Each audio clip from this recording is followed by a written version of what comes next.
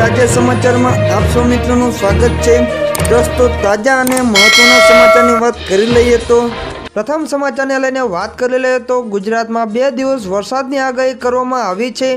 ગુલાબી ઠંડી વચ્ચે ફરી એકવાર રાજ્યમાં મુસીબતનો માવઠો થશે તેવી હવામાન વિભાગે આગાહી કરી છે, જેના પગલે રાજ્યના ખેડૂતોને જીવ પડીકે બંધાયા છે। હવામાન વિભાગે આગાહી કરી કે તારીખ 8 થી 9 જાન્યુઆરીના રોજ રાજ્યના અનેક વિસ્તારોમાં વરસાદ પડી શકે છે। ગુજરાતના અનેક જિલ્લાઓમાં વરસાદની આગાહી કરવામાં આવી છે। જિલ્લાની માહિતી લઈએ તો ભર શિયાળે ગુજરાતમાં ફરી કમોસમી વરસાદની આગાહી કરાઈ છે। તમને જણાવ્યું કે 8 અને 9 તારીખે રાજ્યના અનેક વિસ્તારોમાં વરસાદ પડી શકે છે। બનાસકાંઠા, સાબરકાંઠા, અરવલ્લીમાં પણ વરસાદની આગાહી કરાઈ છે।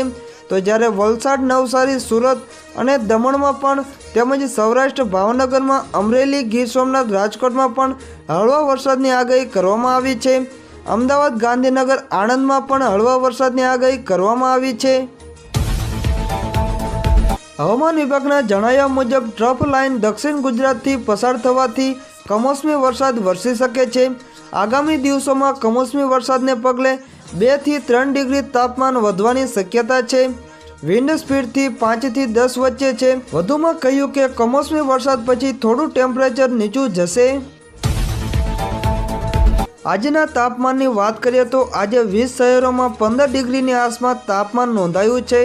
નલિયામાં સૌથી ઓછું 9 ડિગ્રી તાપમાન નોંધાયું છે, જેમાં અમદાવાદ અને ગાંધીનગરમાં 13.8 અને જ્યારે વડોદરા, સુરત અને રાજકોટમાં અનુક્રમે 14 થી 16 ડિગ્રી તાપમાન નોંધાયું છે।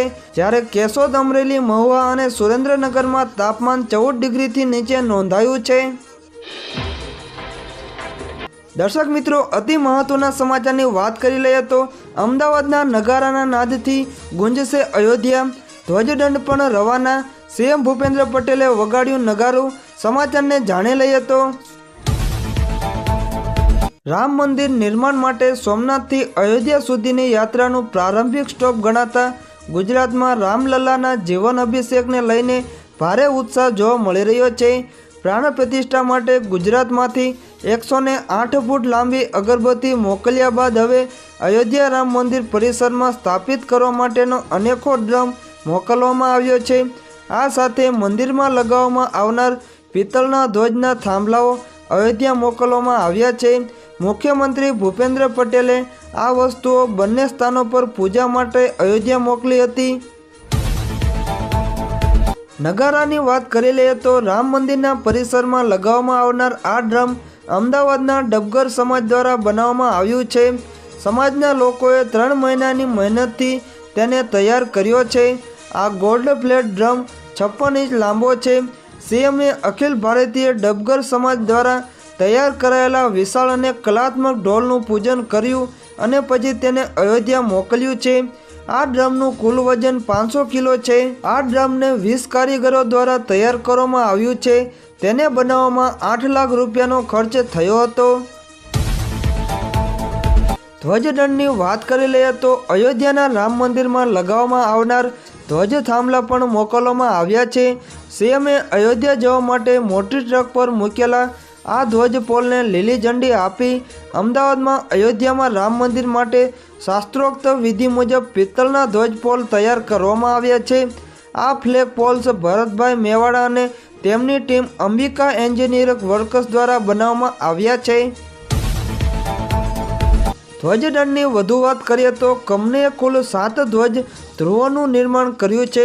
તેમનું કુલ વજન 5500 કિલોગ્રામ છે। આ મંદિરમાં સ્થાપિત કરવામાં આવશે। અમદાવાદના અંબિકા એન્જિનિયરિંગ વર્કર્સ તેમને બનાવ્યા છે।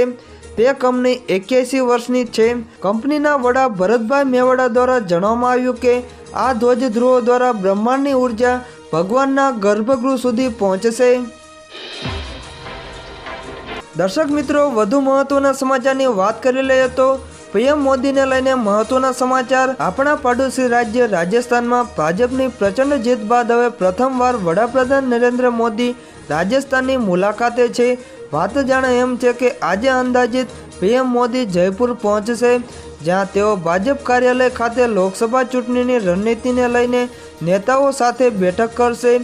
આ સાથે અન્ય કાર્યક્રમમાં કેન્દ્રીય ગૃહમંત્રી અમિત શાહ પણ 3 દિવસ સુધી જયપુરમાં જ છે. રાષ્ટ્રીય સુરક્ષા સલાહકાર અજીત ડોભાલ પણ જયપુરમાં હાજર રહેશે.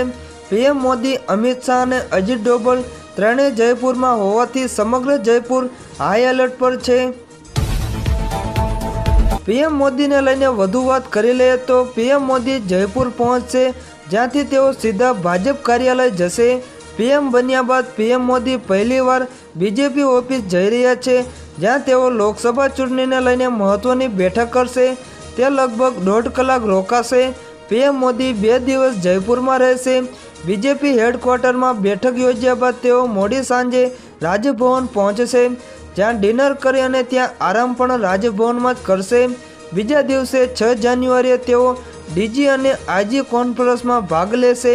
મુખ્યમંત્રી ભજનલાલ શર્મા, પ્રદેશ પ્રમુખ જોશી અને અન્ય નેતાઓને પાર્ટી કાર્યાલય ખાતે બેઠક યોજી તૈયારીઓની સમીક્ષા કરી હતી.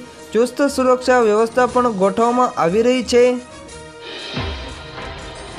ગુજરાતથી ધ્વજદંડ, મહારાષ્ટ્રના દરવાજા અને રાજસ્થાનના પથ્થર, રામ મંદિર નિર્માણની કારીગરી, દેશના તમામ રાજ્યોમાંથી યોગદાન. સમાચારને જાણી લઈએ તો પીએમ નરેન્દ્ર મોદી 22 જાન્યુઆરીએ રામ મંદિરના ગર્ભગૃહમાં રામલલ્લાના પ્રાણ પ્રતિષ્ઠા કાર્યક્રમનો ભાગ બનશે. ત્યારે તેઓ મંદિરના નિર્માણમાં સમગ્ર દેશની ભાગીદારી જોશે. મંદિરના નિર્માણમાં અનેક પ્રાંતોના કારીગરોએ તેમની કારીગરી બતાવી છે. રાજસ્થાન, ઓડિશા અને મધ્યપ્રદેશના કારીગરોએ પથ્થર કોતરવાના કામમાં લાંબા સમય સુધી કામ કર્યું. તેમાં ઉપયોગમાં લેવાતા ગુલાબી રંગના રેતીના પથ્થરો રાજસ્થાનના ભરતપુરના ગામના છે. આ ગુલાબી રંગના પથ્થરો સૌથી મજબૂત માનવામાં આવે છે. રામ મંદિરમાં જે ધ્વજદંડ લગાશે તે અમદાવાદમાં બની રહ્યા છે. અમદાવાદના ગોતામાં આવેલી ફેક્ટરીમાં રામ મંદિર માટે 7 ધ્વજદંડ તૈયાર કરવામાં આવી રહ્યા છે. આ ધ્વજદંડ રામ મંદિરના 161 ફૂટ ઊંચા શિખર ઉપર લગાવવામાં આવશે.